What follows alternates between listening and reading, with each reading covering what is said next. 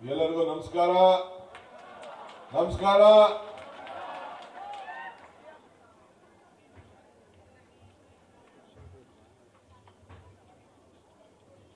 ಬಂಧುಗಳೇ,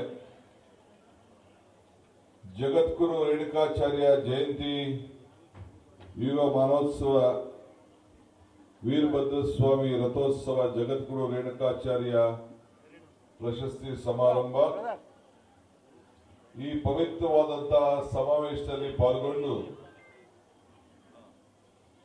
ನನಗೆ ಶ್ರೀಗಳು ಜಗದ್ಗುರು ರಂಭಾಪುರಿ ಪೀಠದ ಪರಿಸರದಲ್ಲಿ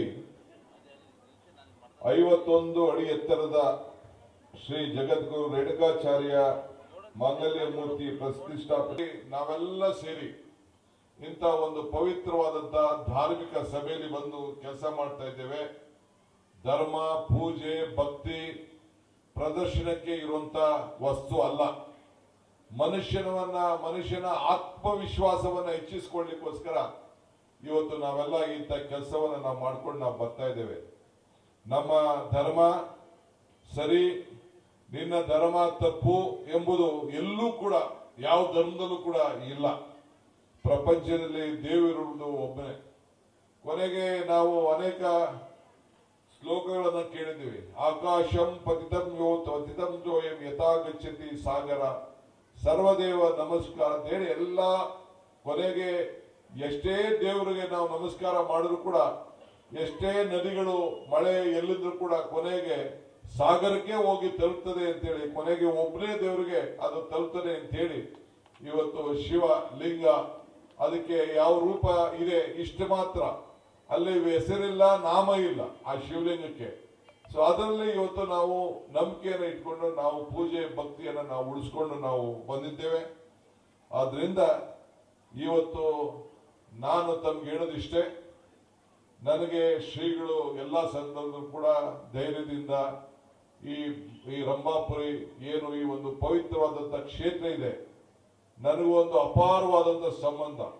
ನಮ್ಮಲ್ಲಿರುವಂತ ಅನೇಕ ಶ್ರೀಗಳು, ನಾನು ಯಾವುದೇ ಜಾತಿ ಸೇರಿರ್ಬೋದು, ಯಾವುದೇ ಧರ್ಮ ಇರ್ಬೋದು, ನನಗೆ ಪ್ರಶ್ನೆ ಮಾಡ್ತಾರೆ, ಏನೆಯ ನೀನು ಕೊನೆಗೆ ಒಂದು ಜಾತಿ ಒಕ್ಕಲ ಜಾತಿ ಇಟ್ಕೊಂಡು ನೀನು ಇದು ರಂಭಾಪುರ ಶ್ರೀಗಳು ನಮ್ಮ ಗಂಗಾಧರ ಜನ್ ಬಗ್ಗೆ ಅವರ ಹೆಸರಿನಲ್ಲಿ ನೀನು ಪ್ರಮಾಣ ವಚನ ತೆಗೆದುಕೊಂಡೆ ಅಂತಾರೆ. ಅದು ನನ್ನ ನಂಬಿಕೆ, ಅದು ನನಗಿರುವಂತ ಆತ್ಮವಿಶ್ವಾಸ. ನನಗೆ ಯಾವ ರೀತಿ ಮಾರ್ಗದರ್ಶನವನ್ನ ಕೊಟ್ಟಿದ್ದಾರೆ, ಯಾವ ರೀತಿ ಈಗೂ ಕೂಡ ನನಗೊಬ್ಬನಿಗೆ ಅಲ್ಲ, ನಾನು ನಮ್ದಂತ ಕುಟುಂಬ, ನನ್ನ ಕುಟುಂಬ ಎಲ್ಲರೂ ಕೂಡ ಇವತ್ತು ಇಷ್ಟು ದೊಡ್ಡ ಆತ್ಮಬಲವನ್ನ ತುಂಬಿದ್ದಾರೆ ಅನ್ನೋದೇಳಿ ನಾನು ಇಲ್ಲಿ ವಿವರಣೆ ಮಾಡಲಿಕ್ಕೆ ನಾನು ಹೋಗ್ಲಿಕ್ಕೆ ನಾನು ತಯಾರಿಲ್ಲ. ಯಾವ್ದಾದ್ರು ಸಂದರ್ಭದಲ್ಲಿ ನನಗಾಗಿರುವಂತ ಅನುಭವಗಳನ್ನ ಖಂಡಿತ ಈ ರಾಜ್ಯದ ಜನತೆಗೆ ಒಂದು ಪುಸ್ತಕದ ಮುಖಾಂತರ ಖಂಡಿತ ನಾನು ಅದನ್ನ ಸಂದೇಶವನ್ನ ನಾನು ಕೊಡ್ತೇನೆ ಅನ್ನೋ ಮಾತನ್ನ ಈ ಸಂದರ್ಭದಲ್ಲಿ ಹೇಳಲಿಕ್ಕೆ ನಾನು ಬಯಸ್ತಾ ಇದ್ದೇನೆ. ಯಾಕೆಂದ್ರೆ ಗೌಪ್ಯವಾಗಿ ಕಾಪಾಡಿಕೊಂಡಂತ ಒಂದು ಅಪೂರ್ವವಾದಂತ ಏನು ಒಂದು ಮಾರ್ಗದರ್ಶನ ಇದೆ ಈ ಸಮಾಜಕ್ಕೆ ಇವತ್ತು ಒಳಪಾಗಿ ಇವತ್ತು ಕೆಲಸ ಇವತ್ತು ಮಠದ ಹಿನ್ನೆಲೆಯಲ್ಲಿ ಇವತ್ತು ಕೆಲಸ ಮಾಡ್ತಾ ಇದೆ. ಮತ್ತೆ ಮುಕ್ತಿ ಮಂದಿರದ ಶ್ರೀಗಳು ಕೂಡ ವೇದಿಕೆಯಲ್ಲಿ ಕೂತಿದ್ದಾರೆ. ಅಲ್ಲೂ ಕೂಡ ಸದ್ಯದಲ್ಲಿ ನಾನು ಹೋಗಿ ಬರ್ತಾ ಇದ್ದೇನೆ. ಗಂಗಾಧರಜ್ಜ ಅವರ ಕೊನೆಯ ಉಸಿರು ಅಲ್ಲಿ ಆಯ್ತು ಅಂತೇಳಿ ಅಲ್ಲೂ ಕೂಡ ನಾನು ಹಿಂದೆ ಕೂಡ ನಾನು ಹೋಗಿ ಬಂದೆ. ಅಲ್ಲಿ ಅಪಾರವಾದಂತ ಅಭಿವೃದ್ಧಿ ಆಗ್ತಾ ಇದೆ. ಇಲ್ಲಿ ಶ್ರೀಗಳು ನನಗೆ ಇಲ್ಲಿ ನಿಂತೋಗಿರಂತ ಈ ಒಂದು ದೊಡ್ಡ ಭವ್ಯವಾದಂತ ಭವನದ ಬಗ್ಗೆ ನನಗೆ ಹಿಂದೆ ಕೂಡ ಪ್ರಸ್ತಾವನೆ ಮಾಡಿದ್ದಾರೆ. ನಾನು ಸ್ವಲ್ಪ ತಡ ಮಾಡಿ ಬುದ್ಧಿ, ಅದಕ್ಕೆ ಸ್ವಲ್ಪ ಅಡಚಣೆ ಇದೆ ಅಂತ ಹೇಳಿದ್ದೆ. ಆದ್ರೆ ಇವತ್ತು ನಾನು ಮಾತು ಕೊಡ್ತೇನೆ, ಯಾವುದೇ ಅಡಚಣೆ ಬರಲಿ, ಅದನ್ನ ಎಷ್ಟೇ ಆಗ್ಲಿ ಅವರು ಒಂದು 5 ಕೋಟಿ ರೂಪಾಯಿ ಹಣ ಕೊಡಬೇಕು ಅಂತ ನನಗೆ ಹೇಳಿದ್ದಾರೆ. ಇವತ್ತು ಈ ಒಂದು ಪವಿತ್ರವಾದಂತಹ ಸಭೆಯಲ್ಲಿ ಅದಕ್ಕೆ ಕೊಟ್ಟು ಪೂರ್ಣ ಮಾಡಿ ನಾನೇ ಬಂದು ಅದನ್ನ ಉದ್ಘಾಟನೆ ಮಾಡುವಂತ ಕೆಲಸವನ್ನ ನಾನು ಮಾಡ್ತೇನೆ ಅನ್ನೋ ಮಾತನ್ನ ಇವತ್ತು ಶ್ರೀಗಳು ಬಂದೆ ನಾನು ಹೇಳಲಿಕ್ಕೆ ನಾನು ಬಯಸ್ತೇನೆ. ಬಂಧುಗಳೇ, ಇವತ್ತು ನಾವೆಲ್ಲ ಇಲ್ಲಿ ಸೇರಿದ್ದೇವೆ. ಇವತ್ತು ಶ್ರೀಗಳು ತಮ್ಮ ಜ್ಞಾನ, ಭಾವಿ, ಕೃಪೆಯಿಂದ ಮನುಷ್ಯನ ಬುದ್ಧಿಗೆ ಅನೇಕ ವಿವೇಕತನ ನೆರಳುಗಳಾಗಿ ಇವತ್ತು ನಮಗೆ ಮಾರ್ಗದರ್ಶನವನ್ನ ಕೊಡ್ತಾ ಇದ್ದಾರೆ. ಬಸವಣ್ಣವರು ಏನ್ ಹೇಳ್ತಾರೆ, ಇವತ್ತು ನಮ್ಮೆಲ್ಲರೂ ಕೂಡ ಗುರುವಿನ ಬಗ್ಗೆ ಒಂದು ವಚನ ಒಂದು ರೀತಿ ಹೇಳ್ತಾರೆ, ಎನ್ನ ಪರಮ ಗುರುವೇ ನೀನು, ಎನ್ನ ಗತಿವಿಧಿಯೇ ನೀನು, ಎನ್ನ ಅರಿವಿನ ಜ್ಯೋತಿಯೇ ನೀನು, ಎನ್ನ ಅಂತರಂಗದ ಬಹಿರಂಗದ ನೀನೇ ಅಂತ ಹೇಳಿ ಕೂಡಲ ಸಂಗಮ ಅಂತ ಹೇಳ್ತಾ ಇದ್ದಾರೆ. ಹಂಗೆ ಗುರು ಇಲ್ಲದೆ ನಾವ್ಯಾರು ಗುರಿ ಮುಟ್ಲಿಕ್ಕೆ ಸಾಧ್ಯ ಇಲ್ಲ. ಕೊನೆಗೆ ನಮ್ಮ ಆತ್ಮಸಾಕ್ಷಿ, ಈಗ ತಾನೇ ನೀವು ನೋಡಿದ್ರಿ, ಈಗೆಲ್ಲ 10 ರೂಪಾಯಿ, 20 ರೂಪಾಯಿ, 100 ರೂಪಾಯಿ, 500 ರೂಪಾಯಿ ಎಲ್ಲ ಆಗ್ತಾ ಇದ್ರು. ಯಾಕೆ? ಕೊನೆಗೆ ನಿಮ್ಮ ಆತ್ಮಸಾಕ್ಷಿ ಆತ್ಮಕ್ಕೆ ಒಂದು ಸಮಾಧಾನ ಸಿಗ್ಲಿ ಅಂತೇಳಿ 10 ರೂಪಾಯಿ ಹಾಕಿ ಕೊನೆಗೆ ನಾನು ಬದುಕಿದಂತ ಹಣದಲ್ಲಿ, ನಾನು ದುಡಿದಂತ ಹಣದಲ್ಲಿ ಇದು ಲೋಕ ಕಲ್ಯಾಣಕ್ಕೋಸ್ಕರ ಬೆಳೀತಾ ಇರೋಂತ ಇಂಥ ಒಂದು ಪರಂಪರೆಯನ್ನ ಉಳಿಸ್ಕೊಂಡು ಹೋಗ್ಬೇಕು ಅಂತೇಳಿ, ಹಂಗೆ ಈ ಪರಂಪರೆಯನ್ನ ನಾವು ಉಳಿಸ್ಕೊಂಡು ನಾವೆಲ್ಲ ಕೆಲಸ ಮಾಡ್ಕೊಂಡು ಹೋಗೋಣ. ಇವತ್ತು ಧರ್ಮವನ್ನ ಉಳಿಸ್ಬೇಕು. ಧರ್ಮೋ ರಕ್ಷತಿ ರಕ್ಷತ ಅಂತೇಳಿ, ಯಾರು ಧರ್ಮವನ್ನ ಕಾಪಾಡ್ತಾರೆ ಧರ್ಮವನ್ನು ಕಾಪಾಡ್ತದೆ.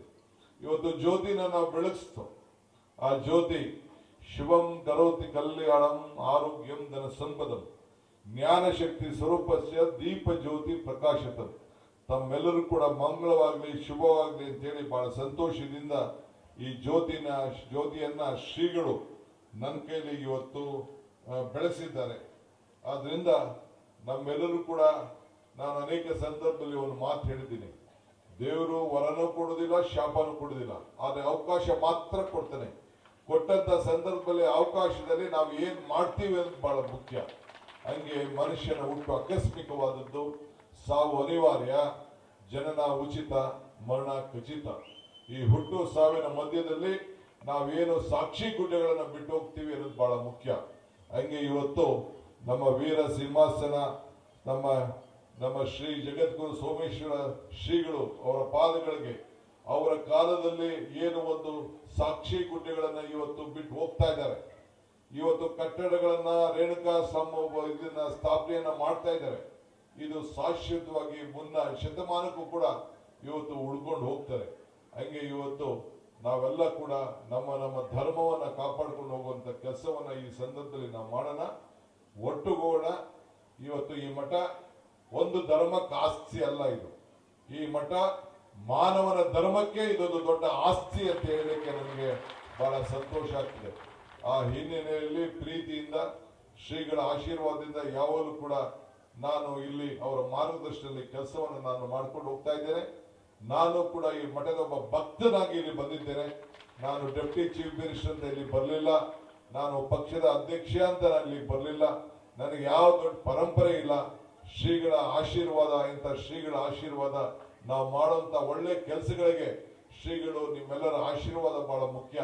ಆದ್ರಿಂದ ಇವತ್ತು ನಮ್ಮ ವೇದಿಕೆಯಲ್ಲಿ ನನ್ನ ಮಿತ್ರರಾದಂತ ರಾಜೇಗೌಡರು ಕೂಡ ಇದ್ದಾರೆ. ಅವರು ಕೂಡ ಆಶೀರ್ವಾದ ಯಾವಾಗಲೂ ಕೂಡ, ನಿಮ್ಮ ಆಶೀರ್ವಾದ ಯಾವಾಗಲೂ ಕೂಡ ಇಲ್ಲಿ. ನನ್ನ ಸಂಪೂರ್ಣವಾದಂತ ಸಹಕಾರ. ನಿಮ್ಮ ಮಠದ ಬಗ್ಗೆ ನನಗೆ 10 ಸತಿ ಫೋನ್ ಮಾಡಿರ್ಬೇಕು, ಸ್ವಾಮಿ ಎಲ್ಲೇ ತಪ್ಪಿಸ್ಕೊಳ್ಳಿ, ಏನೇ ಮಾಡ್ಕೊಳ್ಳಿ, ಏನೇ ಕೆಲಸ ಇರಲಿ, ಇವತ್ತು ನಮ್ಮ ಶ್ರೀಗಳ ಮಠಕ್ಕೆ ನೀವು ಬರಲೇಬೇಕು ಅಂತೇಳಿ ಒತ್ತಾಯ ಮಾಡಿ ಶ್ರೀಗಳು ನನ್ನ ಕರೆದಿದ್ರು. ನಾನು ಅವ್ರ ಡೇಟ್ ಕೊಟ್ಟಿದ್ದೆ, ಬಂದೇ ಬರ್ತೀನಿ ಅಂತ ಹೇಳಿದ್ರೆ, ಆದ್ರೆ ಬೆಳಗ್ಗೆಯಿಂದ 100 ಫೋನ್ ಅನ್ನ ಮಾಡಿ ನಿನ್ನೆಯಿಂದನೂ ಕೂಡ ಇವತ್ತು ಬರ್ಲಿಕ್ಕೆ ಕಾರಣಕರ್ತರಾಗಿದ್ದಾರೆ.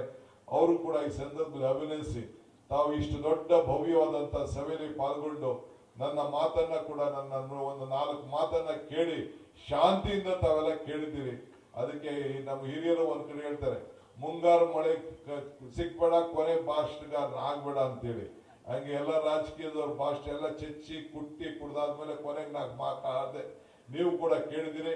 ನಿಮ್ಮೆಲ್ಲರೂ ಕೂಡ ನನ್ನ ನಮಸ್ಕಾರ ಹೇಳಿ, ವೇದಿಕೆಯಲ್ಲಿರುವಂತ ಎಲ್ಲ ಶ್ರೀಗಳ ಪಾದಗಳಿಗೆ ನನ್ನ ಸಾಕ್ಷಾಂಗ ನಮಸ್ಕಾರಗಳನ್ನು ಅರ್ಪಿಸಿ ನನ್ನ ಮಾತನ್ನು ಮುಗಿಸ್ತೇನೆ. ಜೈ ಹಿಂದ್.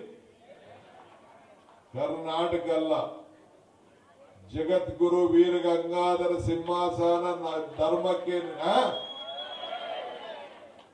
ಎಂದಕ್ಕೆ ಮಾನವ ಧರ್ಮಕ್ಕೆ ಜಯವಾಗಲಿ. ಧರ್ಮದಿಂದಲೇ ವಿಶ್ವಕ್ಕೆ ಶಾಂತಿ.